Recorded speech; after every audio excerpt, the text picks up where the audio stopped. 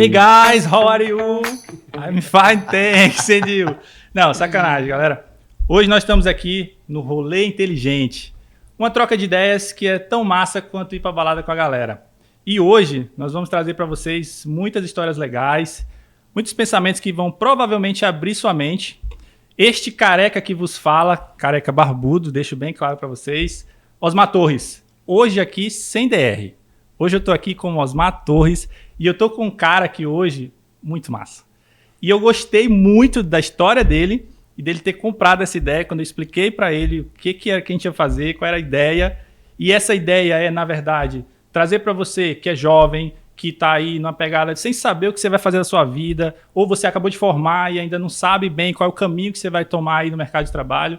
Provavelmente esse cara vai te ajudar muito nesses insights que ele vai trazer para a gente, na história de vida dele. Eu tenho certeza que você vai sair daqui com a mente muito mais ampliada.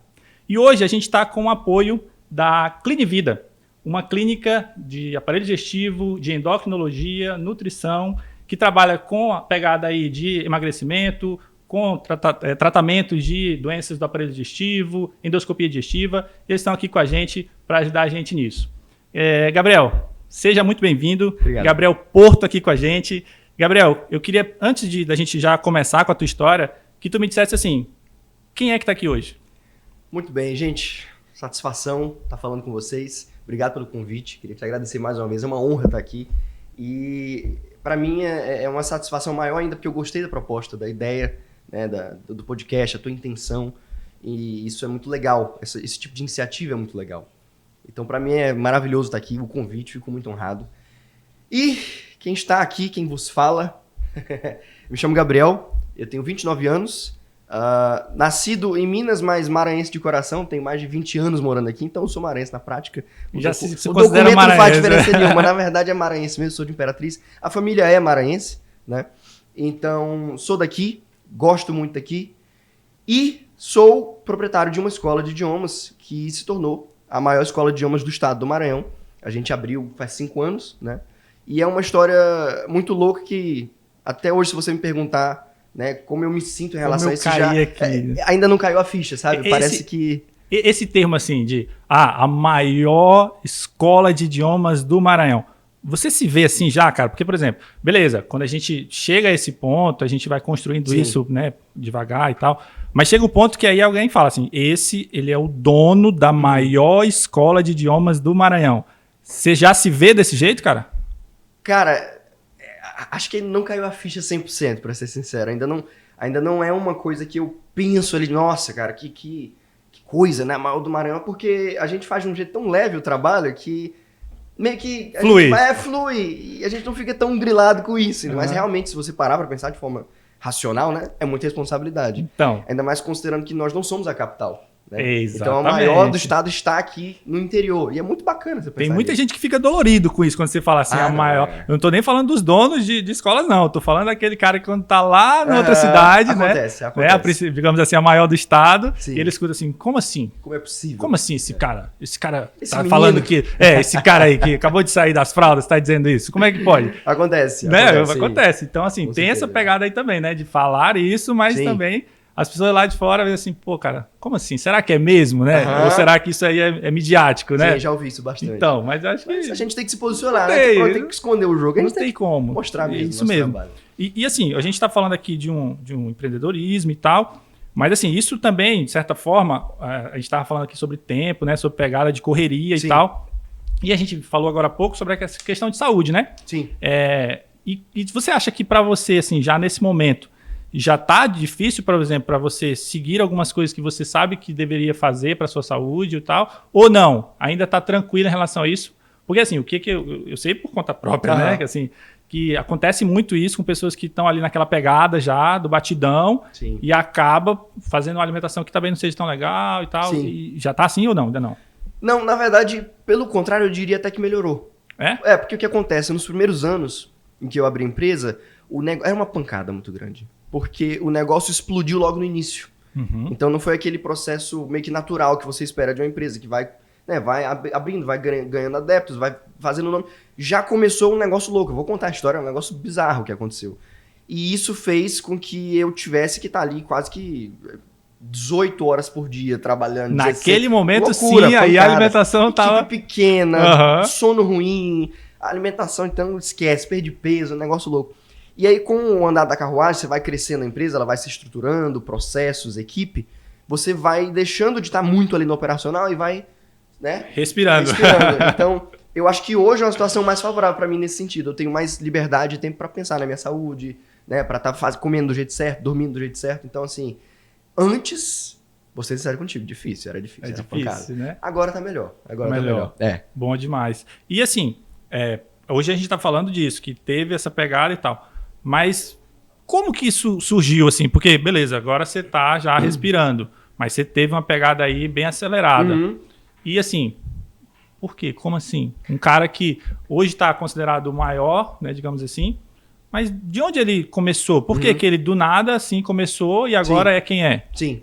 E é engraçado, porque essa pergunta, se você me fizesse ela 6 anos atrás, 7 anos atrás, seria estranho para mim pensar que isso tá acontecendo agora, porque eu não imaginava, não foi uma coisa que eu, nossa, desde criança, adolescente, acabou acontecendo. Uhum. Na verdade, a história, indo pro início verdadeiro da história, ela começa lá atrás com meus pais. Porque meu pai e minha mãe, eles vieram ambos de famílias simples. Não passaram Eles são mineiros também? Não são maranhenses, são daqui. São maranhenses? Meu pai nasceu na rua Godofredo Viana, aqui em Imperatriz, em 1957. Uma família que veio cedo para a cidade. A família do meu pai, ele tem 11 irmãos e ele é o caçula. E eles vieram do interior aqui do Maranhão chamado São Domingos, lá mais pro centro do estado. E na época, enfim, muita simplicidade, não havia muita condição financeira, eles vieram de lá para cá a pé. Então eles migraram lá de São Domingos para cá a pé, uma viagem de, enfim, muito tempo. Minha avó com um cavalinho, meu avô... A família toda, né? Que você fala. Meu pai não era nascido ainda. Entendi, Eram 5 filhos, o 6º estava na barriga. Uhum. Então ainda Sim, tava... sim, entendi. Isso foi década de 50. E eles vieram se estabelecer em Imperatriz, família Porto. E, enfim, então meu pai, ele teve uma infância, uma juventude simples, nunca houve necessidade, nunca faltou nada, mas nada muito, né? Nunca houve nenhum tipo de luxo ou abundância, era uma vida... Meu avô era garimpeiro, minha avó era costureira, enfim, uma vida simples. Minha mãe, eram 8 filhos, né? Minha mãe eram 7 irmãos, então uma situação parecida também. E ela também do mesmo interior, não? Não, eles são... Meu avô, pai da minha mãe, veio de São Luís e minha avó de Pinheiro, que é outra cidade lá pro norte. Sim. Acabaram também migrando pra cá. Muitas famílias... Imperatriz tem um pouco disso, Exatamente. né? Imperatriz, a história da cidade de Imperatriz, ela meio que se confunde com essa questão da migração e bate muito com a construção ali da BR. Sim. Porque quando a BR foi traga, na década de 50, 60... mudou a história da cidade, porque escoa dali produção. E aí todo mundo, não, ali que é o lugar, explodiu. Vamos pra lá, porque o década de movimento 60, tá lá. 70, Imperatriz explodiu. Sim. Então, acho que muitas famílias, se não talvez até a maioria hoje, tem essa história de que veio de fora. Exatamente. Veio do Espírito Santo, veio de São Paulo, interior de São Paulo, do Sul, vixe, aqui é muito miscigenado. Então, meus pais, eles tinham, até mesmo antes deles se conhecerem na juventude, eles tinham muita vontade de estudar, né, de fazer faculdade e de aprender outros idiomas, principalmente o meu pai, era um sonho dele. Nessa época ele já tinha jovem, essa pegada. só que assim, pra ele era impensável. Sim. Né? Mas ele já conseguia ver que isso tinha uma importância. Era o sonho dele, legal, falar inglês, bacana. ele sempre me disse isso. E mas realmente... ele tipo, te deu os detalhes disso? Por que ele tinha esse sonho? Sim, o meu pai, na verdade, ele sempre foi um menino muito sonhador e muito estudioso, né? Os irmãos mais velhos dele, como ele é o caçula, né? Os mais velhos, eles tinham um perfil diferente. Nem todos chegaram a estudar, entendeu? O pessoal foi seguindo caminhos diferentes. E ele tinha essa coisa do estudo. Então ele acabou fazendo administração no Pará, tua terra. Lá na UFPA ele fez administração, década de 70, mais ou menos, que ele fez faculdade. Conheceu o verdadeiro açaí. O verdadeiro açaí, usado pra cacá e tudo mais, adora, por sinal. E acabou fazendo mestrado, doutorado nessa área de administração pública, que é a área dele. Então ele é um cara que sempre gostou de estudar, ele tem uma biblioteca em casa, lê muito. É o perfil dele, é o jeito dele. E ele queria aprender outros idiomas, queria aprender inglês principalmente. Ele disse pra mim que ia no sebo, comprava livrinho de inglês, aquela coisa, ele ficava lendo. Mas assim, não tinha condição, né, pra poder fazer um curso. Cara, olha só.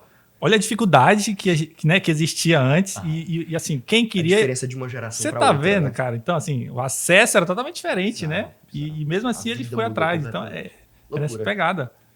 E aí o que acontece? Meus pais se casam e eles tiveram uma vida simples, uma vida normal durante décadas. meus irmãos nasceram, eu já nasci mais tarde, a diferença minha pro meu irmão é 10 anos, eu fui meio que um acidente. A história é até engraçada. Minha mãe teve em 92, eu nasci em 95. Em 92, minha mãe teve uma gravidez tubária. Então, para quem não sabe, né, uma das trompas desenvolve o feto dentro da trompa, né, e aí dá um problema gigantesco em relação a... Porque não tá no útero, tá na trompa, tem que... Enfim, não dá certo a gestação. E a outra trompa dela, que estava boa, estava entupida. Então o médico falou para ela, olha... Não tem mais jeito, não vai ter acabou mais a fábrica. Beleza, ela queria ter mais filho, não tinha como. E aí ele falou, olha, não precisa mais ter nenhum método contraceptivo, você não tem mais como ter filho. 3 anos depois, lá estava eu. Então, por isso eu vim aqui para lhe provar que isso estava errado. É possível. Então aconteceu, existe uma diferença de idade minha para os meus irmãos, mas foi uma vida simples, uma vida boa, a gente teve uma infância muito boa, nada muito luxuoso, nada muito... Uma família normal, de classe média. Meu pai pastor, né? Em uma igreja de bairro, lá em Belo Horizonte, que foi onde eu nasci. E minha mãe professora, dava aula em escola e em universidade. E eu lembro, e aqui começa a história a desenvolver, né, mais para essa direção. Isso em 2006, eu tinha 12 anos de idade. Uma vez meu pai e minha mãe chamam a gente para uma conversa de família, e quando junta a conversa de família, assim, para todo mundo é uma coisa séria. Pesada, né? É uma coisa pesada. E a gente sabia o que era. A gente estava passando por um problema financeiro, a família. Meu pai dava aula também em faculdade, minha mãe dava aula em escola de ensino médio, e eles tiveram um problema que foi o seguinte, muitas turmas que eles tinham foram tomadas por algum motivo naquela época que eu não me lembro, né, o contexto. Teve alguma situação dentro da faculdade que meu pai trabalhava, que ele perdeu muita turma, minha mãe ficou segurando as pontas, e professor, você sabe, né, não é tão bem pago no Brasil, é uma situação complicada, ainda mais se você tem uma família de 5 pessoas. Sim. E eles falaram, olha, a gente vai ter que apertar os cintos, vai passar, vai dar tudo certo. Alguma coisa real pra vocês, ó, a situação tá assim. E eles sempre foram muito abertos com a gente. Você tava quantos anos nessa época? 12. Então já tinha uma consciência ali, total, já se... Total. Né? Foi aquela conversa assim, sabe? E a gente tava sentindo que o negócio não tava bem. E aí que acontece um negócio bizarro, que meio que mudou nossa vida de ponta cabeça. Meu pai um dia tava fazendo uma caminhada, e isso... acredito que foi março de 2006, se eu não estou enganado. Ele fazendo uma caminhada, refletindo, pensando, aquela situação angustiante, financeira, ele recebe uma ligação. Eu não sei se você vai lembrar ou até saber, já que você é do Pará, mas quem está aqui nos bastidores que é do Maranhão sabe, em 2006 aconteceu um fato absurdo aqui no Maranhão, que foi uma eleição para governo do estado, em que havia uma candidata que todo mundo sabia que ia ganhar, que era a Rosiana Sarney. Eles não perdiam a eleição há 50 anos. Né? Então, assim, eles estavam na eleição para ganhar e fim de papo. E os outros candidatos, eles pontuavam 1% nas intenções de voto. E ela lá na frente. Caminhando já para isso. Tava ganho. O pai dela era presidente do Senado, ex-presidente do Brasil. Então, assim, esquece. E aí meu pai recebe uma ligação de um senhor chamado Jackson Lago, que era um médico de São Luís. E esse senhor fala com o pastor Porto. Ele era conhecido como pastor Porto, né? O nome do meu pai é Luiz Carlos. Fala com o pastor Porto, ele... Sou ele, é ele aqui. Aqui é Jackson Lago, eu não sei quem é o senhor. Aí meu pai falou, também não conheço o senhor. Empatou. Empatou. Ele falou, mas é o seguinte, algumas pessoas da sociedade de Imperatriz, líderes de diferentes áreas, indicaram o seu nome para concorrer comigo ao governo do estado do Maranhão como vice-governador. Porque havia, na época, uma campanha social para que o vice-governador do Maranhão fosse de Imperatriz. Isso nunca tinha acontecido. Sempre era São Luís, pra dar capital. Força para a região. E a Imperatriz queria que o vice estivesse lá. E havia, as pessoas botavam adesivo no carro, na moto. O vice tem que ser de Imperatriz. Era uma campanha que estava, um clamor que estava desde o ano anterior acontecendo. E aí meu pai ouviu a história, pegou um avião para São Luís, foi conversar, conheceu ele. Resumo da história. Aconteceu a eleição e, bizarramente, eles ganharam no segundo turno de virada. Uma campanha muito simples, sem estrutura. O povo abraçou, tipo, vocês vão lembrar até da música, aquela coisa toda. E, enfim, a gente teve que mudar para São Luís. Aí a tua história já vira para... Exatamente. Maranhão. Estávamos já no Maranhão, mudamos para São Luís, para a capital, porque tinha que mudar. E aí a nossa vida meio que muda de ponta cabeça, porque de repente meu pai era um chefe de estado, a gente tinha que morar numa casa específica, viver de uma forma específica, por questões de segurança, de protocolo. Sim, com certeza. Numa cidade que eu não conhecia ninguém, numa escola nova, aquela coisa toda. E tu com quantos anos, cara? 12. 12 anos. E toda essa virada. Não, loucura. E aí, como ele estava nesse momento em que ele estava em um cargo em que oferecia para ele um salário legal, ele pode respirar e falar, pô, eu vou investir em alguma coisa que eu não podia como investir antes, que era a questão do inglês, Sim. que era o sonho dele. Só que ele estava já com o quê? 47, 48, uma coisa, quase 50 anos naquela época. E aí ele decidiu realizar esse sonho através de mim. E ele falou, quer aprender inglês? Eu falei, não tinha, vou ser sincero contigo, não tinha tanto interesse. Deixa eu ver na minha agenda aqui. Cabeça de menino, sabe aquela coisa. Eu tenho aqui algumas coisas para fazer, mas talvez dê para eu lhe Eu não tinha visão, entendeu? Eu não tinha a percepção que ele tinha da importância. Hoje em dia é óbvio, né? Outra coisa. Mas na época, não sei. E ele insistindo, ele ficou vários dias enchendo meu saco falando disso. Sei que um dia eu tava andando com ele, no centro da cidade, São Luís, e a gente parou, estacionou o carro, falei, o que a gente tá fazendo? Ele falou, vem aqui rapidinho comigo, coisa rápida. Falei, vamos lá. Ele me leva pra uma escola de idiomas. Só pra gente ver. E nessa de só pra gente ver, ele me matriculou pra aprender inglês, espanhol e francês ao mesmo tempo. Olha, eu vou te matricular só em 3, tá? Besteira, sai de uma sala entre Fica outra. tranquilo que vai dar certo. Era loucura. Mas você começou e fez, realmente? Eu fiz. E é aí que começa a história, porque eu tinha 12 para 13 anos, começo a aprender esses idiomas, e principalmente o inglês me pega, porque a questão do inglês, e aqui é um negócio interessante, que é o seguinte, a graça de ser fluente em inglês, as pessoas, quem não fala, olha as pessoas falando inglês e fala, nossa, que massa, né? Que chique. Pô, o cara fala inglês, até porque no Brasil pouca gente fala, né? Então é diferencial você falar inglês. Ó, que massa, o cara fala inglês, caraca. Mas não é isso. A parte mais legal que você fala assim, pô, isso aqui sim, é porque é útil. Sim. E quem não fala inglês talvez não tenha essa percepção. Em termos práticos, falando aqui, eu chego em casa todo dia, eu abro meu YouTube e eu vejo tudo em inglês.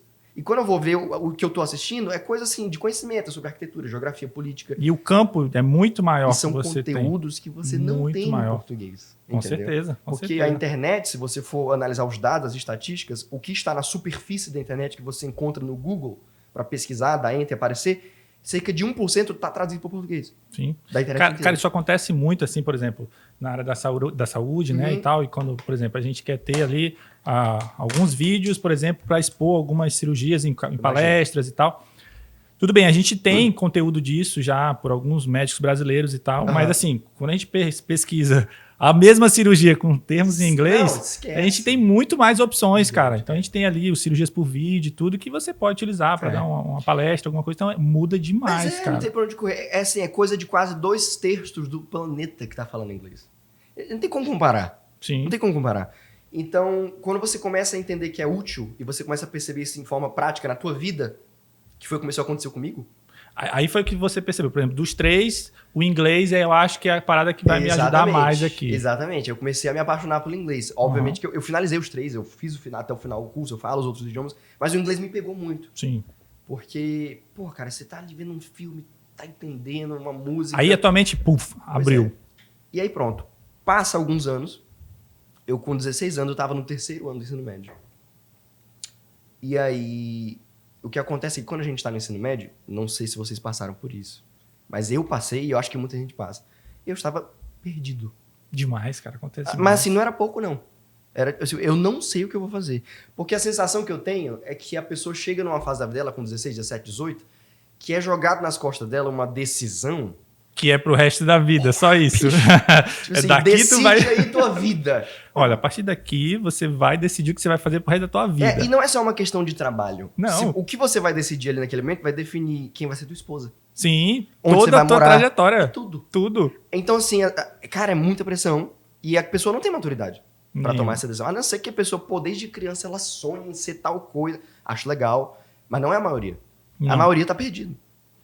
Então... E, na verdade, a galera que talvez já tenha algum pensamento, ela está sendo influenciada por outras pessoas que talvez acham que aquilo ali vai ser o melhor para ela. É mais ou menos nessa pegada. E cá entre nós, se você for analisar os últimos 20 anos, o que tem acontecido com o mercado de educação, principalmente mercado de pré-vestibular, faculdade, existe um direcionamento muito claro. No Brasil, se você for analisar, a pessoa fala, tô no vestibular, época de vestibular, vai fazer isso ou isso ou isso. É aquelas 3 opções, você já sabe quais são. Olha, né? a gente tem aqui um preparatório para essa área, para essa e para essa. E tem aquela principal, que tu sabe qual né? Que a galera... tipo aquela ali. E assim, nada contra, massa. Só que se você for parar pra pensar, e tu vai saber disso melhor que eu, até porque você é médico, tem muita gente que entra no curso, mas não é a paixão dela.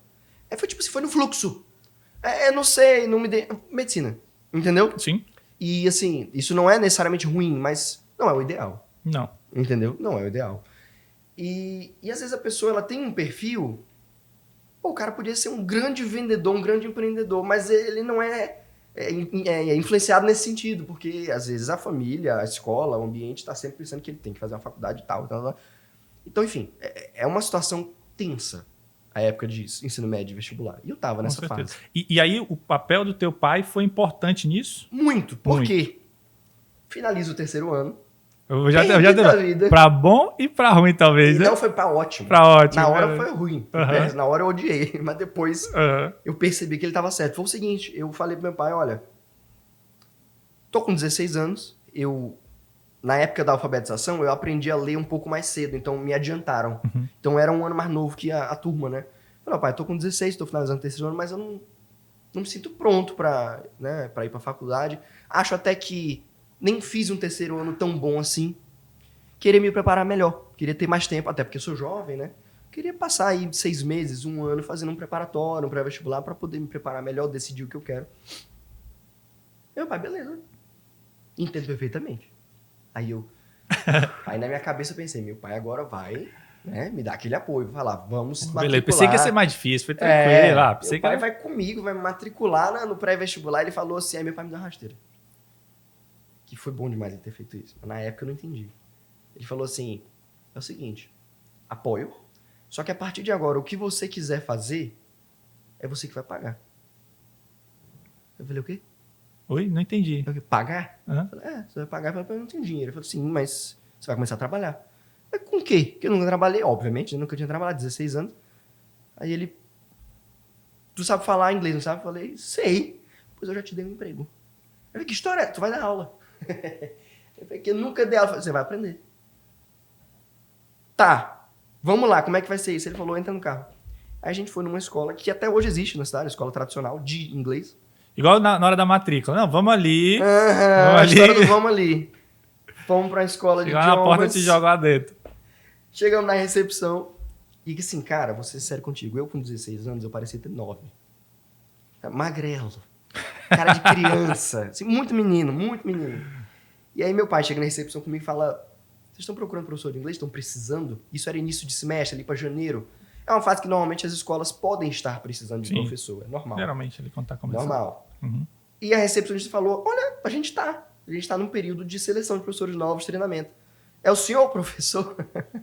Aí ele só deu um passinho pro lado assim e falou, ó, você tá vendo aqui atrás de mim? Olha aqui, ó. É porque não tava vendo que eu tava na frente, mas aqui atrás de mim, ó. Não, o professor é ele aqui, é meu filho. Cara, eu não sei como. Eu não sei o que deu na cabeça, porque a recepcionista, ela chamou a dona da escola, ela olhou pra mim, ela explicou a situação, e a dona falou, vamos fazer um teste em relação ao nível de inglês e tudo mais. E eles tinham um teste lá, professor.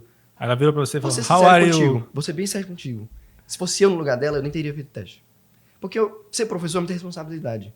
Você não bota uma criança pra ser professor. E quando você pensa naquele momento, você talvez não via isso em você, né? Não, de forma alguma.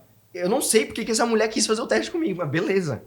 Me levou pra fazer um teste, era um teste assim. Mas aí só uma pausa. Por exemplo, beleza, você não aparentava ser um cara maduro o suficiente para exercer essa função. Mas o que você acha que ela viu, que deu aquele estalo nela? Falou assim, não, esse daqui eu acho que dá para ficar. Eu acredito, eu não posso saber de certeza, mas eu acho que ela estava precisando muito e ela não estava abrindo mão de nenhuma possibilidade. E o que acontece é que ela fez o tal do teste, e o teste era numa sala, era online, com fone de ouvido, era uma pessoa na internet testando, falando comigo. Todo tipo de pergunta, todo tipo de questão. E eu fechei o teste. Sim. E aí ela ficou assim, pô, porque pelo que deu a entender, as pessoas que já trabalhavam lá, nenhuma tinha chegado a fechar o teste. Os professores da casa. Então ela falou, pô, o cara fala inglês bem, apesar de ser criança, ser imaturo, pode ter um potencial. Eu suponho que tenha sido isso. Provavelmente. E aí ela, vamos fazer o treinamento. Então eu fiquei um mês ali fazendo treinamento para professor. E obviamente, até porque ela era uma pessoa sensata. Ela me deu 3 turmas. Todinha, só 3, pra poder Ele começar. fala muito bem, mas assim, Vamos começar devagarzinho aí. Slow down, Deixa slow ele down. ganhar peso, por favor. Exatamente. Vamos engordar esse menino antes. E aí comecei com 3 turminhas. E aí começo a ganhar meu dinheirinho. E essa é a parte legal. Porque essa história que meu pai... Essa rasteira que meu pai me deu de eu trabalhar e ganhar meu dinheiro... Cara, a primeira coisa que ele fez. Porque quando você começa a ganhar teu dinheiro é diferente. Até você começar a ganhar, você não sabe o gostinho. Não. Você imagina, mas você não sabe. Então, apesar de que eu morava com meus pais, estava na casa dos meus pais, tudo bonitinho, mas qualquer coisa que eu precisava... Tinha dependência. Exato. Então, queria comprar uma coisa, eu tinha. Então, vai ter uma festinha ali, vai ter um... Não existia mais. Acabou. Comecei a pagar meu cursinho, pré-vestibular, fui fazer, beleza. E chegava em casa já assim, ó. Não, Agora... homem da casa, tá precisando de quê? Tá precisando de detergente, eu compro. E aí, comecei a ganhar uma graninha e fiz o meu curso em pré-vestibular e acabei escolhendo o curso de Direito aqui na UFMA, na Federal aqui de Imperatriz, Campus Imperatriz. E nesse momento da tua escolha, isso foi vinculado com alguma influência direto dos teus familiares, amigos, ou não? Foi uma parada assim de tipo, não, é um curso que vai me dar uma garantia. Então, eu ainda estava perdido. Uhum. Eu ainda estava perdido. Então, Pois é, mas o que tu usou de referência quando eu nesse escolhi momento? o Direito, foi uma coisa meio que uma aposta nas cegas. Uhum. Porque eu não me identifico com a área da saúde. Eu sou muito da área de humanas, de leitura, enfim. E eu pensei, pô, eu gosto muito de política. Eu gosto muito de história e geografia. Eu gosto de ler. Talvez o direito eu vá me identificar, Acho que né? ali pode ser Porque que eu o me direito não é encontre. isso aqui, é um leque Sim, gigante, né? sim. Pode ser que Então- alguma coisa lá dentro... Eu fiz essa aposta. Sim. Vou tentar. Mas ainda estava perdido. Mas nesse momento teve influência do teu pai também? Eu diria que não. Eu diria que não. Até porque, antes de eu passar para direito, eu havia passado para jornalismo, para comunicação. E meu pai ficou super empolgado. Ele achava que tinha a ver comigo. E, de fato, tem mais a ver comigo o jornalismo do que o direito. De comunicador e tudo mais. Ele adorou, ficou empolgado. Depois eu acabei passando para direito e mudei o curso. Então eu não diria que foi ele que... né? Ou minha mãe, enfim. Então eu começo a fazer o curso de direito. E aí, nesse momento, eu começo a viver uma vida dupla. Porque no momento em que eu dava aula... eu era muito realizado. Eu descobri minha vocação. Eu fui dando aula e fui percebendo que eu gosto de gente. Eu gosto de comunicar. É legal você, por exemplo, eu já dei aula também, Uhum. e quando você tá ali naquele momento que você vê que aquela pessoa ali, tipo, tá interessada no que você tá falando, que você tá, né? E tipo, pô, cara, que massa, eu vou aqui continuar o que eu tô fazendo, né? E eu tenho uma personalidade muito expansiva. Eu sou muito extrovertido. Eu sou divertido, assim, até quase que sem filtro. Aham. Quando eu tô à vontade dando aula. Então, assim, isso meio que bate com o perfil do professor legal. Do Sim. professor divertido, que deixa a aula leve. E eu fui me encontrando nisso. Pô, cara, que massa. E fui dando aula, o pessoal foi gostando. Mas aí tu é aquele professor, por exemplo, que é legal até o momento da avaliação, ou não? É aquele cara que, tipo, não, tranquilo, eu vou deixar aqui todo mundo, tá todo mundo bem, e vou até o final assim. Ou não, chega aquele momento, epa, eu era esse cara até este momento da correção. A Vira o partir de Drácula. agora eu sou... Então, como hoje em dia eu não dou mais aula, de fato, né? Eu parei há 2 anos de dar aula porque eu tive que sair ali do operacional para poder aumentar, expandir a empresa. Apesar de que minha vocação é minha paixão da aula. Por mim, eu sempre daria aula. Eu não consigo mais. Mas, enquanto dando aula, eu tinha muito essa percepção de que como a escola é minha e a imagem e o nome é o meu, o cara tem que aprender. É Entendeu? exatamente isso. Então eu sou legal, sou gente divertido, boa, mas se tem que estudar em casa e fazer tal coisa, você tem que fazer, ponto final. Então você tem que saber dosar isso, sim. né? E às vezes a pessoa confunde as coisas, né? A pessoa é legal e tal, mas enfim, eu tento manter essa rigidez em relação a isso. E meus professores também. E aí o que acontece? Me descobri como professor, como comunicador, vocação, paixão. E à noite eu fazia direito. E eu era a pessoa mais desgraçada do mundo quando eu ia pro curso de direito à noite. Tava praticamente o avatar, né, do filme. Pô, Exato. aqui dentro, Saía do meu tô aqui avatar. em Pandora, eu Pô, sou o cara aqui. Agora voltava... voltei pro direito, tô Bicho, aqui. era desse jeito. Uhum. E foram quase 5 anos assim. Eu fui levando. E uma angústia tomando conta de mim, porque eu ainda não conseguia visualizar que esse outro caminho, que era o que me realizava, tinha como crescer nisso. Uhum. Eu não tinha essa visão ainda. Ela veio depois. Então, lá em 2017, o que aconteceu? Em 2017 eu tinha 22 anos. 21 para 22. E eu comecei a fazer um estágio, que para formar em direito é obrigatório, né? Então eu já estava no 9º período e eu não tinha feito estágio porque eu odiava tanto o curso que eu tava enrolando. Dava uma esquivada ali. Eu tava Não, esquivando. calma, dá tempo ainda. Chegou um ponto que não dava mais. E surgiu um convite para estagiar no Ministério Público, aqui, Legal. sede Imperatriz. Eu, obviamente, topei. Era voluntário, eu precisava. Vou, todo dia pela manhã. Massa, vou, fechei. Combinei com a promotora, falei, vou sim, ótimo. Só que aí não funcionou esse esquema de eu estar ocupado todo dia pela manhã com a escola que eu trabalhava. Já não dava mais certo. Não dava mais certo. E eles foram super sinceros comigo, eu entendi, fui demitido. Beleza. Só que era estranho, depois de 6 anos trabalhando e ganhando meu dinheiro, estar desempregado. Era estranhíssimo. E eu falei, cara, preciso fazer alguma coisa. E eu tava namorando. Cara, namorar sem dinheiro é uma desgraça. Você não é seguidor do Caio Castro. Não. Não Diz sou, ainda assim, sou a moda antiga. Olha, Ainda sou a moda vou antiga. bater a real com você. Eu não estou mais dando aula. Essa conta aqui hoje é sua. E essa é a forma como eu sei que minha esposa realmente me ama, porque ela tava comigo desde essa época. Então, assim, a gente não saía, porque não tinha dinheiro pra sair, não tinha nada. Tava sem grana. E aí, começo a matutar na minha cabeça o que eu vou fazer. Coincidiu que naquela época, em 2017, havia um programa, uma política pública do governo do estado, que até hoje existe, chamada Cidadão do Mundo. O que é? O governo do estado, isso existe em todos os estados do Brasil, só que cada estado dá seu nome. Sim. No Maranhão tinha esse nome, e 80 estudantes de faculdade que estudaram em algum momento na vida em escola pública, ou no IFMA, na federal, têm a oportunidade de fazer um intercâmbio para fora por 3 meses, tudo pago pelo governo. Para aprender um novo idioma, para estudar, enfim. Aí tem a opção de ir para os Estados Unidos, tem a opção do Canadá, tem África, tem Europa, eles escolhem, tem um edital. 80 pessoas todo ano vai. E naquele ano, 9 do meu campus da UFMA foram escolhidos. 2 de medicina, 2 de jornalismo, uns 3 de direito. Nesse momento você não tinha essa ideia de participar disso também? Não, até porque eu não podia. Porque durante a minha vida toda, eu estudava como bolsista em escola particular. E aí nessa E isso aí o edital já não me pega. Eu não podia. Em nenhum momento eu cheguei a fazer eu vi que você é um cara que gosta muito dessa pegada de viagem, né? Muito. Assim, já rodou muitos lugares. Depois assim. que eu abri a escola, comecei a ganhar o dinheirinho, aí pronto, todo ano... Abrindo um parênteses aí. Nessa questão das viagens, você acha que o fato de você viajar tem a ver também com o teu negócio, no sentido de, não só de produção de conteúdo, lógico, mas assim, de você poder ver coisas que você está vendo lá fora... Sim. E você trazer para a tua empresa, para o teu negócio? Eu acho que qualquer empreendedor, qualquer dono de empresa que vai para fora, vai ter esse choque. Uhum. E vai falar, cara, que bom que eu vim. Porque você vê muita coisa que você não está acostumado a ver aqui. Ainda mais a gente que está aqui no interior do Maranhão. Sim. Né? Então você vai para São Paulo, sem sair do Brasil. Você já toma aquele choque. Sim, com você certeza. Fica assim, nossa, que serviço diferente que eu nunca vi. Que design e arquitetura diferente desse prédio.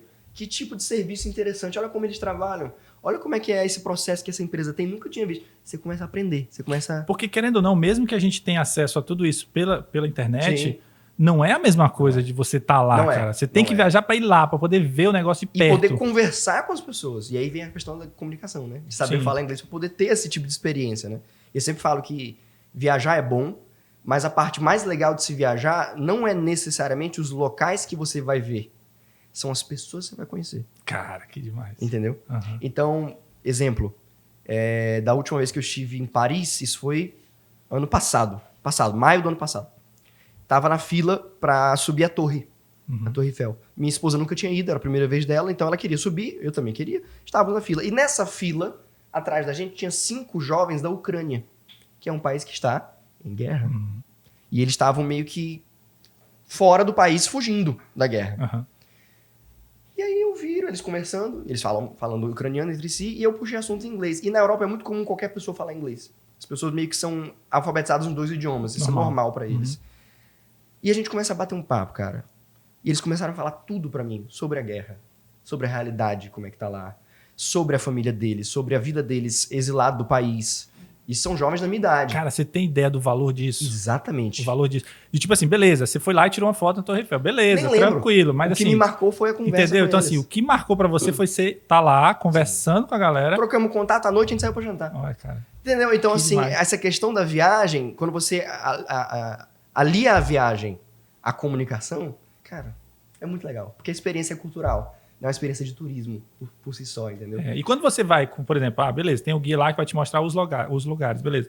Mas se você não tem o idioma e você precisa dele para fazer essa interlocução, morreu a experiência. Entendeu? Morreu a experiência. Você vai lá só ver o prédio, você vai lá só ver... E é uma outra experiência. Você tem uma pessoa te explicando, uma pessoa te contando as histórias. Então, assim, realmente, cara, o inglês, assim, hoje em dia, não tem pra onde correr. Não tem pra onde correr. É um negócio essencial. É fundamental. É fundamental. E aí, nessa pegada, depois que já saiu essa questão desses editais, que a galera passou e conseguiu essa oportunidade. Esses 9 da UFMA de Imperatriz não falavam inglês.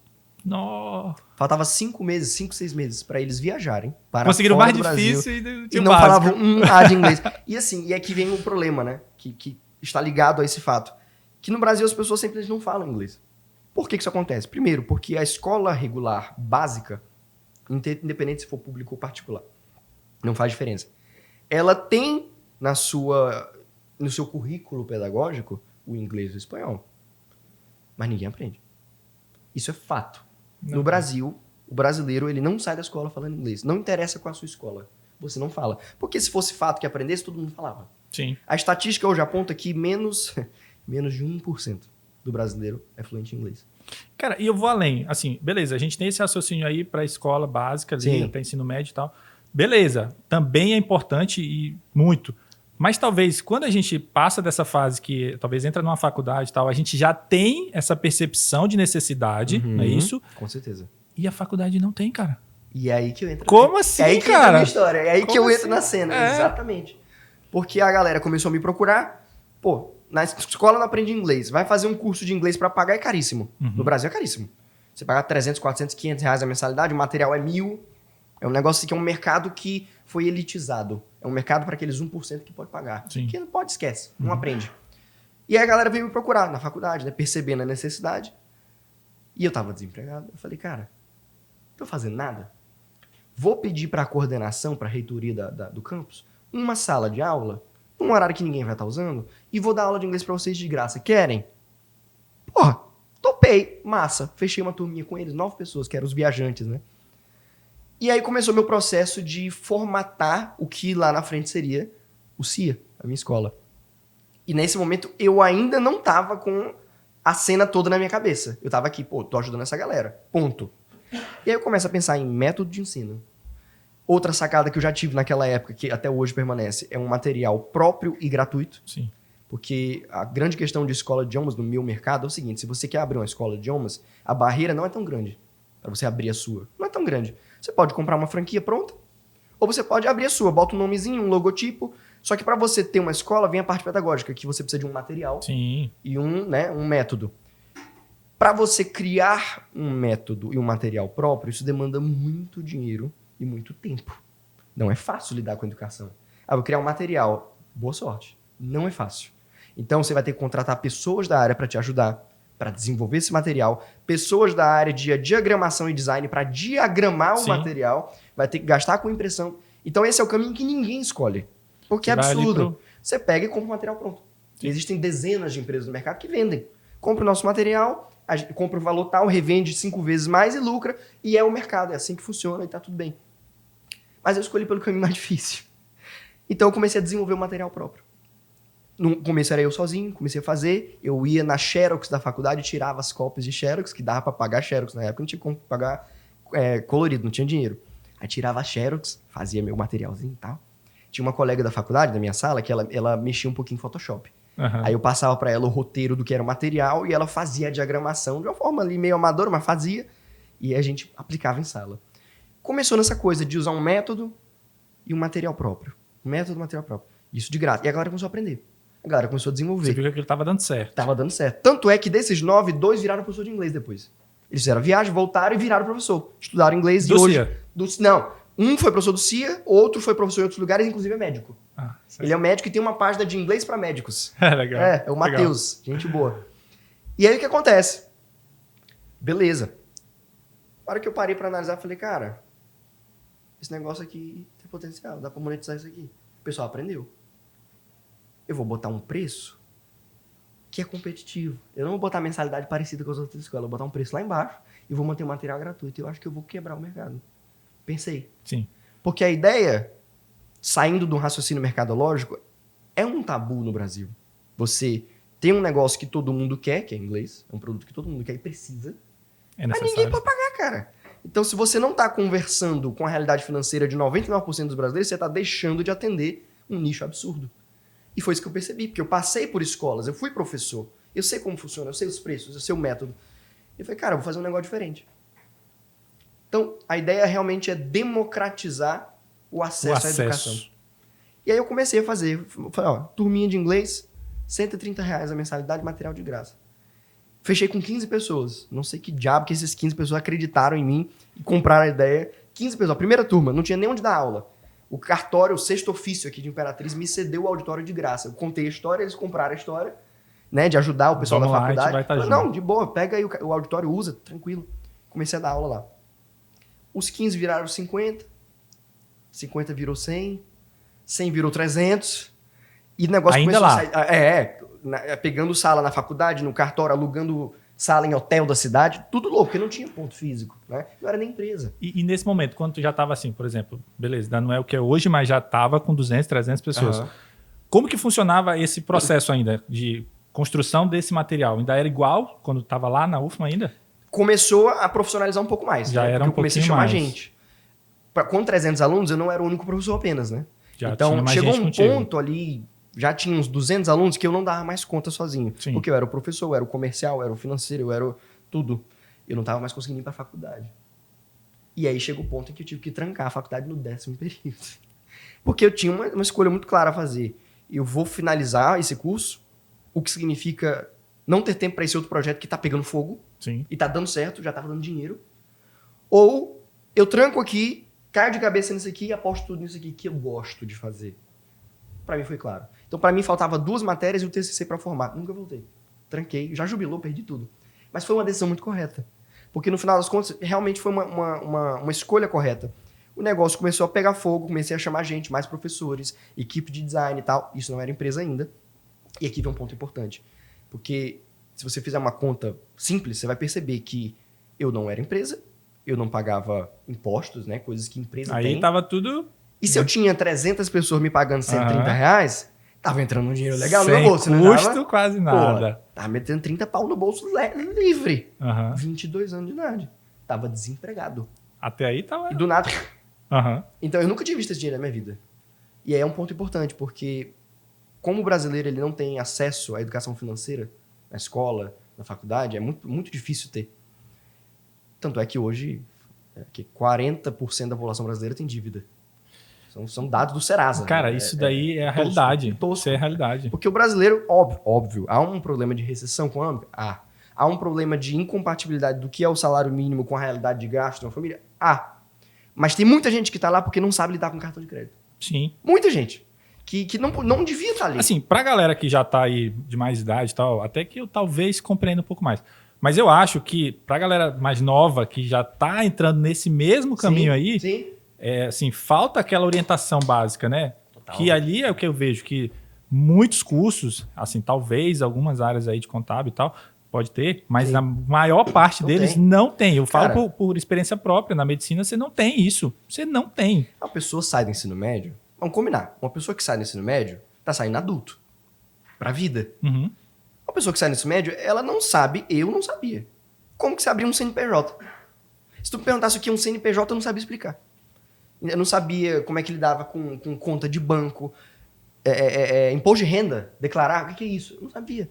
Na tua visão, por exemplo, beleza, você fez lá uma boa parte do direito, não se encontrou tanto, mas assim, o que para você, por exemplo, faltou? Não só no direito, mas talvez ali, de forma geral, no curso e na faculdade, talvez, que te prendesse mais? Além dessas orientações que a gente está falando aqui de contexto aí empresarial, o que talvez foi um ponto ali que talvez faltou? Não, se tivesse isso aqui, eu acho que seria melhor. Eu acho que porque, na verdade, a minha paixão, o que me move, o que faz eu me interessar por algo, é algo que me faz, de alguma forma, lidar com gente de uma forma muito ativa. E o direito, 99% do processo real de trabalhar com a lei é muito maçante, é muito solitário. É você ali no computador, no sistema do PJE, botando arquivo, olhando ali um documento e editando e vendo qual é o precedente da lei e copia e cola. E assim, isso acontece também, por exemplo, essa falta de encontro aí em outros cursos também. Sim. E na tua visão, o que você acha que de forma geral, não só especificamente do direito, o que falta para esses cursos terem esse aluno mais, assim, digamos, preso a eles, assim, para que ele realmente goste do que ele está fazendo, não só de ver ali a profissão. Cara, no curso que eu digo, no desenrolar do desenvolvimento do curso. Vou falar uma coisa polêmica, mas é uma coisa que eu acredito muito. Eu acho que educação superior no Brasil virou um negócio. E eu falo isso no sentido negativo mesmo. Uhum. Porque é óbvio que é super ok e correto você fazer dinheiro com educação. Eu faço. É um mercado. Mas virou uma indústria que não é saudável mais. Então hoje você tem um monte de faculdade abrindo o tempo todo que não tem qualidade. Não tem. Porque o interesse não é entregar qualidade. É ter aluno pagando mensalidade. Ponto final. Então virou um negócio a indústria de educação no Brasil. Porque as leis e as regras para se abrir uma faculdade e abrir um curso estão muito frouxas. Então você tem zilhões de cursos de direito, de administração, abrindo em todo canto. E você vai ver a qualidade dos professores, da forma como é ensinado, da estrutura física. Não é ideal. Vamos combinar. Então, assim, eu acho que isso frustra muita gente. Isso forma profissionais que não estão de forma alguma prontos para o mercado de trabalho. Não mesmo. Gente que só vai aprender o que é ser um advogado quando, de fato, tá lá, na aperta, porrada. Não sabe. A pessoa volta para ler porque não aprendeu na época da faculdade. E, cara, o que eu tenho percebido hoje muito? Assim, a galera usando a inteligência artificial para concluir o curso, entendeu? Mas isso está enraizado na cultura brasileira. A questão do jeitinho, né, essa pegada da inteligência artificial, de certa forma, atinge também, de certa forma, uma escola de idiomas? Não. Não? Não, porque o nosso conhecimento ele é muito ativo, o que a gente vende. Então, a pessoa não consegue fingir pra mim que fala inglês através de uma inteligência artificial. Ela tem que falar comigo. Não tem como, né? É na cara. E aí, bora? Bora. Aí começa. Ele não tem como botar a inteligência pra falar por ele. Não tem como. E no final das contas, e eu sou muito claro com as pessoas. Eu não gosto de vender uma mentira. Então, se a pessoa tá se enganando, sai da escola, cara. Porque eu não quero pessoas que vão ter um resultado medíocre. É meu nome, é o nome da minha escola. Então, assim, você quer levar a sério? Vou abraçar a sua causa, vamos com tudo. Você tá querendo só por fazer? Melhor nem fazer, cara. Não, nem faz. Eu sou bem sincero. Então, assim, lá na escola a gente é muito rígido em relação a quem vai avançar de nível.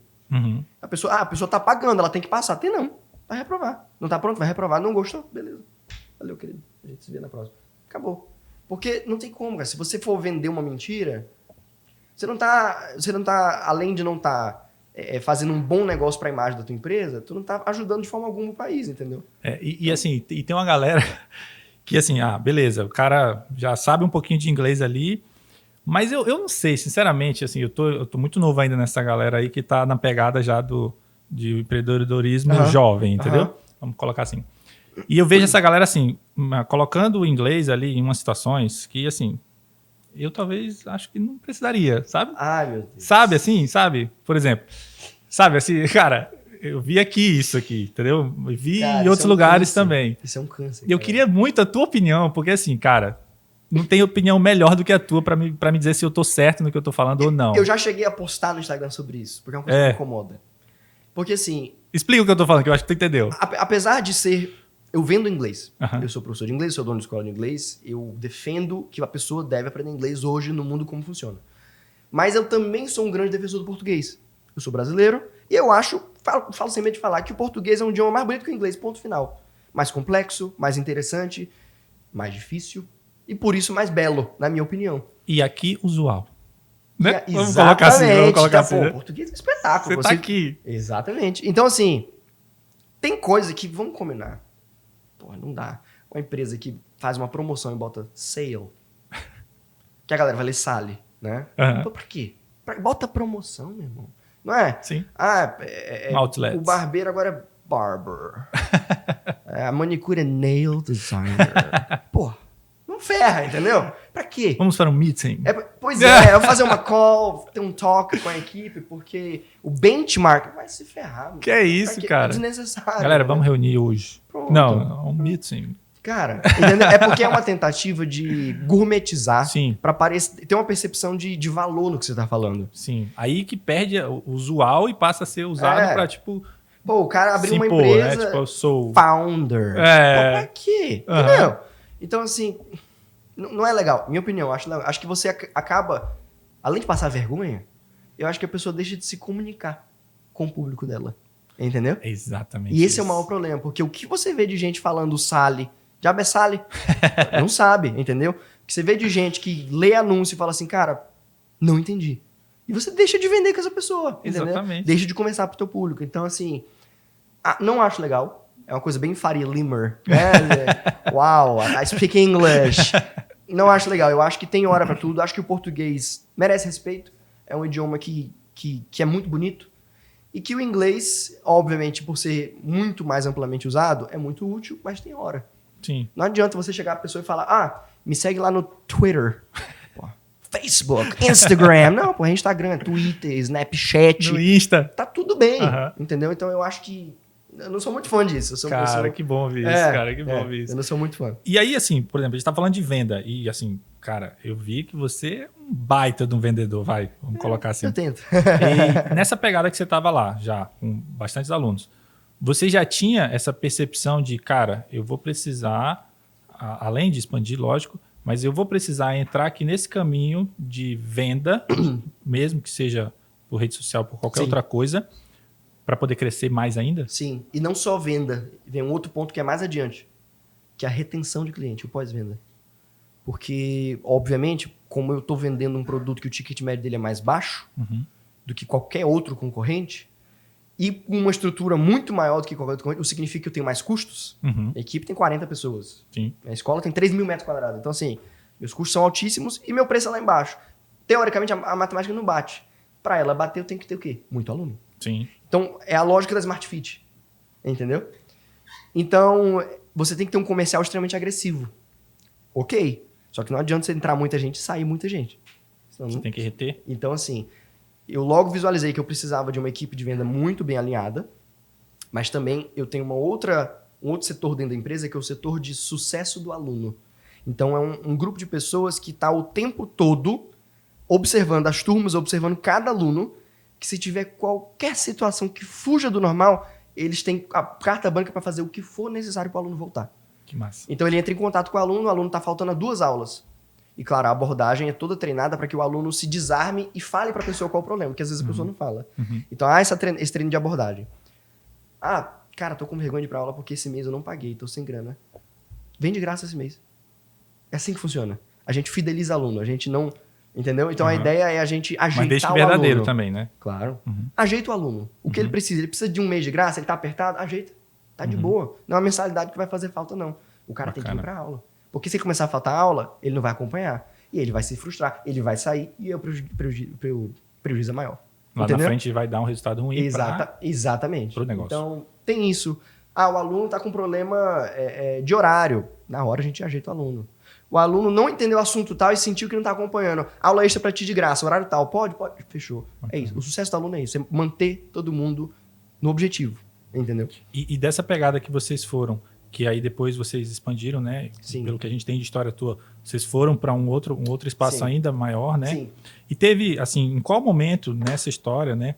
Que você percebeu assim, por exemplo, cara, eu tenho essa pegada aqui com essa galera que por exemplo, tá aqui no nível de idade tal, mas eu ainda não fui onde eu quero. Eu posso ir além. Como foi isso para tu ter essa percepção? Eu me refiro em relação a tu ver o público, tu ver as idades e tu ver aonde que tu ainda poderia ir. Quando a gente formaliza o projeto, que foi 2018 para 2019, virada para 2019, final de 2018, a gente formalizou. Eu tinha uns 300 alunos informais, não era empresa. E, como eu falei, né, a questão do financeiro, eu comecei a guardar aquele dinheiro que entrava. Eu não era empresa e não existia Pix. Então a galera me pagava em dinheiro vivo. E eu guardava dinheiro numa caixa de sapato. E eu ia botando dinheiro na caixa de sapato, quando dava um bolo assim, eu botava numa liga, eu não sabia quanto tinha naquela caixa de sapato, eu só ia botando. Isso foi um ano, de 2017 para 2018, que eu dei aula de forma informal. Quando eu abri a caixa de sapato, que chegou a hora de falar, vamos virar uma empresa? Vamos. Precisamos construir uma sede. Precisamos de um ponto físico. Aluguei um ponto e tinha que fazer uma reforma gigantesca. Fui olhar e na caixa de sapato tinha coisa aí de uns 120 mil, que eu tinha juntado ao longo de 1 ano e 2 meses. Comecei a reforma. Que deu praticamente o valor que tinha na caixa de sapato para pagar, porque era tudo à vista, né? Não tinha como parcelar nada, não era empresa, não tinha cartão e tal. E fui pagando todo mundo, IGC, eletricista, terminou, inauguramos em setembro de 2018. Quando vem essa galera do informal pro formal, e aqui começa a loucura, que eu não imaginei. 300 pessoas, em outubro eram 700. Porque aliou o fato de que as pessoas estavam fazendo boca a boca, por gostar do produto, ao fato de que agora eu empresa eu podia fazer propaganda, que eu não podia fazer antes. Então eu comecei a juntar as duas coisas e a força duplicou. Sim. 700 alunos. E assim, quando você está com 700 alunos, para cá, para a realidade daqui, já é uma coisa bizarra. Porque você tem escola que tem 25, 30, 40 anos que está na cidade, que tem 200 alunos, que é um número bom. É um número sólido para uma escola de idioma. 200, 250, 300. E a gente tava com 700. Eu falei, cara, que loucura, bicho. O que tá acontecendo aqui? E gente, lista de espera, aquela porrada. Não cabia mais gente naquela sedezinha que eu construí. Quando foi em dezembro, que a galera entrou de férias, um mesinho, né, de pausa, dezembro para janeiro, para começar em fevereiro, eu falei, cara, tem que fazer alguma coisa. Porque a lista de espera tinha 1.100 pessoas. Eu falei, ou eu abro mão dessa lista aqui e não abarco essa demanda, coisa que eu jamais faria. Ou eu faço alguma coisa. Então eu peguei o dinheiro que eu tinha juntado desse setembro para dezembro, peguei essa grana e reinvesti numa sede maior. Então mantivemos a menor e abrimos uma muito maior na frente, que era uma loja de departamento que ficava num shopping. A gente pegou o espaço, ficou grande, nova recepção, sala de aula, inauguramos em fevereiro. E aquela pancada. Quando veio a galera da lista de espera, bateu 1.500 alunos. E a pessoa que trabalhava comigo no sistema de gerenciamento da escola, no computador, na época, era uma empresa maranhense. O dono do sistema era do Maranhão. Ele montou um sistema para a escola de idiomas. Legal. Era a especificidade do programa dele. Me ajudou muito no começo. E aí ele me chamou um dia para começar a falar, deixa eu te falar um negócio aqui. Eu falei, o que foi? Eu atendo a maioria das escolas de São Luís, Imperatriz, Açailândia e outras cidades. E, obviamente, eu tenho informações sobre todas as escolas, porque eu controlo o sistema. Eu falei, tá, beleza, onde é que tu quer chegar? Eu falei, é o seguinte, tem uma escola em São Luís que é a maior do estado, que é uma franquia que está lá há 27 anos. Eles têm 3 sedes em 3 pontos diferentes da ilha, 3 prédios. E eu sei que eles têm hoje 800 alunos ativos. Tu sabe o que significa isso? Eu falei, o quê? Eu falei, faz a conta. Tu já é o maior do Maranhão. Em número de alunos. Eu falei, caraca, eu não tinha me tocado. Tava tão focado ali no que tava acontecendo. Aí veio, né? A maior escola de idiomas do Maranhão. Respondendo a tua pergunta sobre para onde crescer. Esses 1.500 alunos ativos que a gente tinha eram todos adultos. A gente não tinha criança. Olha, potencial disso. Exato. E se você for analisar o mercado de idiomas, 80% do público é criança. Ou seja, eu estava explorando os 20% do público que tinha 1.500 alunos. Qual era o potencial para os outros 80%? Entendeu? Então, quando foi, obviamente, eu não... normalmente, isso é um problema, né? Quando a pessoa está empreendendo, às vezes ela mete o pé pelas pernas, a mão, né? Ela fica tão apressada para abocanhar aquilo ali que ela está vendo, que ela acaba se afobando. Ela não passa mais e não está preparada para isso. Esperei mais um ano porque eu contratei uma equipe pedagógica para desenvolver um material para criança, uma didática de criança, para lançar em 2020 o infantil. Lanço em 2020, janeiro de 2020, o SEA Kids. No primeiro dia do lançamento, 250 matrículas. No primeiro dia, pá, aquela loucura. Mas aí já vinha trabalhando um marketing em cima disso já também, vinha né? anunciando. Vai ter aquela mensagem todo dia para criança todo dia procura. Eu desesperado. O Gabriel surgindo de uma piscina, surgindo com uma... Cara, exato. Isso daí, fazendo uma pauta, eu acho muito massa, cara. Assim, a gente tem muitos exemplos aí de quem faz rede social e tudo. Mas assim, a gente tem aquela parada muito engessada, né? Tipo, o cara lá, pá, hoje nós vamos falar sobre isso. E você, cara, é um cara que assim, consegue dar uma pegada muito mais natural e que prende. Não tem como. Você tá ali, aí do nada o cara surge da piscina. Olha, eu vim aqui dar um recado pra você, olhando pra cá. Muito massa. Eu acredito muito que as empresas, o posicionamento delas, a visão que as pessoas têm de cada empresa é um reflexo da personalidade do dono. Sim. Entendeu? Então, se o dono é um cara mais sisudo, mais conservador, a empresa vai ter essa pegada. Se a empresa é assim, moderna, divertida, é porque provavelmente o dono é assim. Então, eu acho que a minha escola, ela é o reflexo do que eu sou. Entendeu? Porque as pessoas são treinadas a trabalhar assim lá dentro, o ambiente é assim, o jeito que eu me comunico com o público. Então eu acho que para o mercado que eu trabalho é importante ser assim. O carisma, né? Assim, as pessoas... E para quem vai trabalhar com criança, Demais, né? demais. Faz muita diferença isso. Demais. E aí, cara, a gente lança o infantil. Janeiro de 2020. O que aconteceu em março de 2020? O mundo acabou. Sim. O apocalipse. Veio a pandemia, tudo online, congelou. E assim, a sorte minha, é que como o meu ticket médio é mais baixo, a galera é muito fidelizada. Então, por mais que fosse pro online, a galera falou, cara... Pô, ainda dá. Ainda dá. E eu ainda meti um desconto, cara. Eu botei um desconto de 30%, ficou R$90 o curso de inglês. Show. Aí a galera, pô, agora mesmo que não sai, né? Enfim. Vou perder tudo que eu já vi até Exatamente. aqui. Né? E assim, a pessoa, eu acho que os clientes de uma empresa, dependendo da empresa, o público, ele vê quando você vende uma verdade.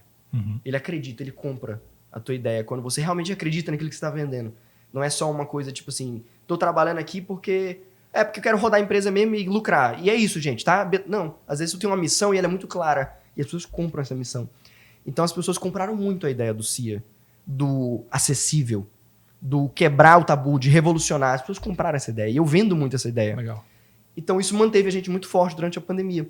Muito sólidos. Obviamente que estagnado, né? Tudo online.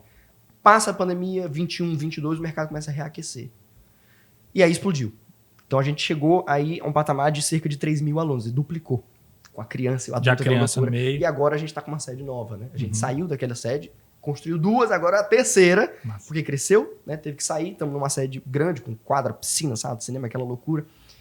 Então, o fato da gente trocar a deslocalização e onde ela está e como ela é, fez a gente atrair mais atenção ainda, cresceu, solidificou mais a marca. A gente fincou mesmo a bandeira na cidade, na região. Se você quer aprender inglês, a primeira opção é o CIA. E chegou um ponto, agora no 5º ano de existência, em que a gente vê que está na hora de dar alguns passos adiante. Então, a gente está agora no processo de formatação para ver a franquia. Vamos lançar esse ano a franquia. Além do Maranhão? Além do Maranhão, além do Brasil. Ótimo.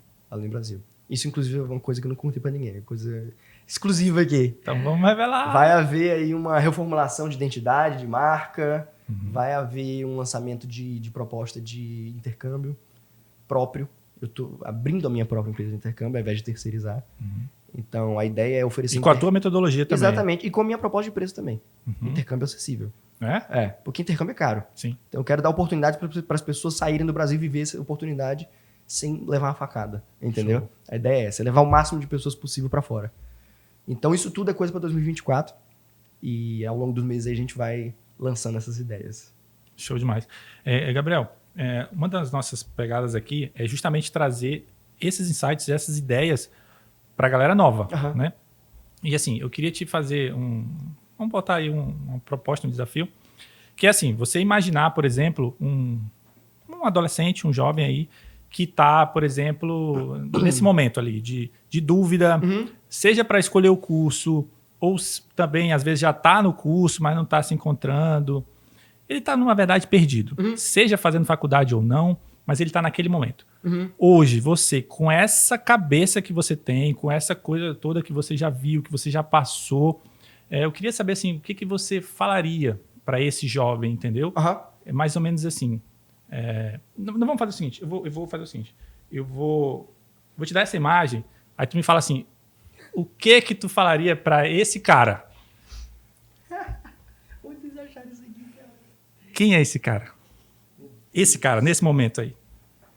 Esse sou eu, já no ensino médio, a cara de criança, mas juro pra vocês, eu já tava no ensino médio aqui, falei que eu tinha cara de criança. Gente, olha isso aqui. E assim, o que eu falaria pra alguém que tá nessa mesma fase que eu tava? Pra esse cara aí. Pra esse cara. Cara, primeira dica, primeira orientação é que as pessoas têm boa intenção quando te dão conselhos, mas nem todo conselho é necessariamente bom. Então, existe sempre uma influência externa para você tomar a decisão X ou Y.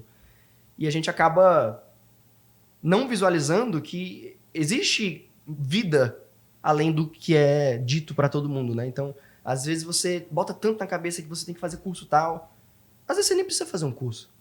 Não tô falando que isso é para todo mundo. Mas, às vezes, a pessoa vai seguir um outro caminho. Tem tanta gente bem-sucedida por aí que não tem faculdade. E tá tudo bem. Então as pessoas botam muito esse peso, né? De faz escola, tem que ir pra faculdade. Às vezes não. Ah, vai pra faculdade, beleza. Mas toma um tempo pra decidir o que você quer. Né? Não vai de primeira, não tem pressa. Uma pessoa com 16, 17, 18 anos é uma criança. Não precisa ter pressa. Não precisa disso, não precisa de pressa. Outra coisa, eu tinha muito na minha cabeça, e muito jovem tem também, por conta da forma como é trabalhada essa cultura no Brasil, de que o caminho correto, o ideal é você sair da escola, fazer faculdade e aí sim trabalhar, entrar no mercado de trabalho. Não aconselho. Trabalhe desde cedo. Se possível, se for possível, trabalhe.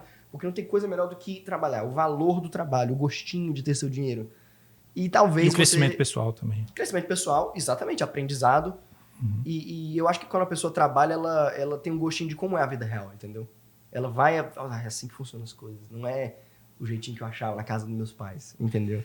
Então assim, resume pra mim, assim, uma frase curta. Pro Gabriel. Esse Gabriel, você, Gabriel, esse agora, falando pra esse Gabriel pra mim. Fala aí, o que você gostaria de falar pra ele? Siga a sua paixão. Confie no seu talento.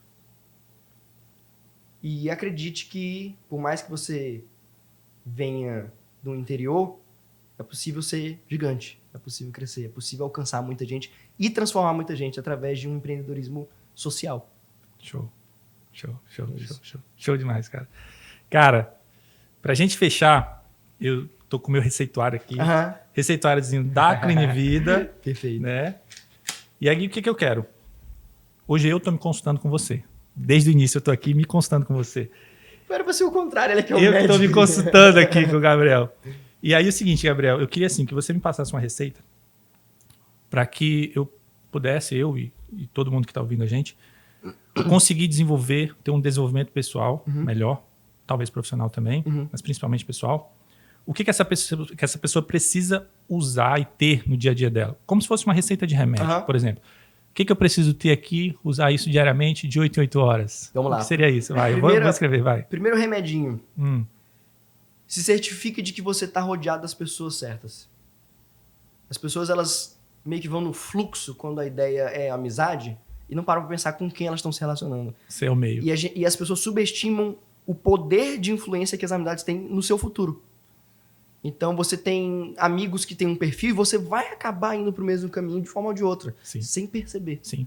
Então, é impressionante como quando a gente muda de cabeça, nosso ciclo de amizade muda. Não sei se isso aconteceu contigo. Demais. Nossa, demais. Comigo, nos últimos anos, você começa a andar com gente que sonha grande que nem você, que quer empreender, quer crescer, que tem uma cabeça diferente. E tá tudo bem. Tá tudo bem trocar o ciclo de amizade. Não é um crime. Entendeu? Eu não tô falando de andar com gente por interesse. Eu tô falando de gente que vai adicionar pra sua vida. Então, tenha um bom ciclo de amizades. Isso seria de uso diário? Com certeza. Eu posso colocar uso diário Uso aqui. diário o tempo todo, 24 horas, 7 dias por semana. Uso contínuo, uso diário. Exatamente. Que mais? Outra coisa, se possível for, trabalhe desde cedo. Independente do trabalho. Trabalhe, tenha sua responsabilidade com o trabalho, tenha o seu dinheiro, não importa quanto, tenha um dinheirinho e, de preferência, tenha em mente que é importante poupar, porque em algum momento você vai precisar de dinheiro para poder dar um passo maior. Show. Então foi o que aconteceu lá na frente. Eu poupei, quando chegou a hora eu não tive que recorrer a pai, mãe, banco, nada. Eu tinha. Podia ter atrasado meu plano. E se eu tivesse atrasado meu plano, quem sabe nem tinha acontecido o que aconteceu, porque timing é tudo. Sim. Você abre um negócio, não abre agora não, daqui a um ano, aí vem alguém que abre. Muda tudo. A pessoa abre antes de você, acabou. Entendeu? Muda tudo. Então, saiba lidar com dinheiro. Aprenda a lidar com dinheiro. Sem afobação, sem crescer o olho. Você é jovem. Relaxa. Lá na frente você vai poder comprar o que você quer. Fique à vontade. Beleza. E a última, e essa que eu sempre costumo falar, acho que o Ricardo sabe dessa história, que é a questão de perseverança e resiliência, porque lidar com o emocional, ainda mais quando você é jovem, não é fácil. Ainda mais quando tem uma decepção, uma frustração. É uma história engraçada. Eu tava... Na época eu fiquei desempregado, do estágio e tudo mais. Eu saí procurando emprego. E isso foi antes daquele projeto todo. Eu saí procurando emprego em outras escolas que eu tava desesperado para começar a trabalhar. E uma das escolas que eu fui atrás para ser professor, que é uma franquia gigantesca, que tem sede aqui, levei currículo e tal. Meu currículo não tinha nada, né? Minha foto, meu nome, enfim, não tinha nada. Sem falar. E na época, pro meu azar, a gente estava meio que em meio de semestre. Então, para eu achar uma vaga de professor numa escola era difícil, porque a equipe estava fechada, o semestre estava rolando. Não estava em contratação. E aí eu pedi para conversar com o diretor da escola, a coordenação, né, geral. Ele veio falar comigo, tranquilo, falou, olha, não dá, não tem vaga. Quem sabe ano que vem, agora não tem espaço. Beleza, tranquilo. Passou o tempo, aconteceu tudo que aconteceu. Quando eu abri a escola, anos depois, a primeira vez que eu tava na escola e que alguém veio pedir um emprego para mim. Primeira vez, tipo assim, tinha meses de empresa. E aí alguém da minha recepção veio até mim e falou, olha, tem uma pessoa aqui que trouxe um currículo. Eu fiquei até assim, caraca, primeira vez que eu recebi um currículo. Peguei o currículo. E o currículo era muito bom. Era de uma pessoa altamente qualificada, com muita experiência. Fiquei até impressionado. Porra, cara, esse cara aqui é muito melhor que eu, pô. Excelente. Aí a minha funcionária falou, ele tá aqui. Ele veio entregar pessoalmente. Tu quer já conversar? Falei, pô, claro, eu tô fazendo nada, vem cá. Aí chamou. Era o diretor da escola. Ó. De 2 anos antes. A mesma pessoa. E aí ele veio falar comigo, ele, você é professor aqui? Eu falei, aham, e eu sou dono também. Eu sou dono. Eu falei, como assim? Eu falei, aí eu fui contar pra ele, porque... founder. Founder, CEO. E aí eu fui contar pra ele, porque o espaço de tempo era muito pequeno entre o dia que eu conversei com ele e o dia que ele chegou pra mim. Ele falou, cara, como que isso aconteceu? Eu falei, pois é. Aí fui falar tudo que eu te contei. E aí depois eu falei pra ele, cara, o não que tu me deu, que foi uma porrada pra mim, emocional, pra um menino de 22 anos, foi a melhor coisa que tu fez pra mim. Só que tu não sabia. Mas foi espetacular, porque se tu tivesse me dado um sim, talvez eu tava estagnado até hoje, a ideia nunca teria surgido, a necessidade não teria surgido, e eu não teria tido toda a proatividade de falar, eu vou fazer uma coisa... Foi fundamental, foi ruim, mas foi fundamental. O start. Então né? A resiliência seria um ponto... Exatamente, porque o não, ele derruba, mas o sim, ele vem depois. Então, é bacana isso. Posso fechar essa receita? Fecha a receita. Fechei a receita. Carimba que ela é sua. Show, cara.